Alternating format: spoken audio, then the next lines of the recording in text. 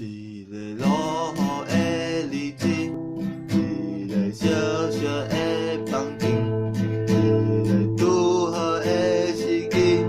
一块温暖的土地，来讲一句句的真心，饮了一杯杯的落去，时间一年年的过去，我头一步步的心情。想起3年前迄个离开，原来3年后美好前程，平平安安细细了一年，犹原等待搁人生久变，有一日咱会搁再度离开，飞上更加梦妙的美地，希望咱会当永远记住，明日久上面永远珍味，青春袂死。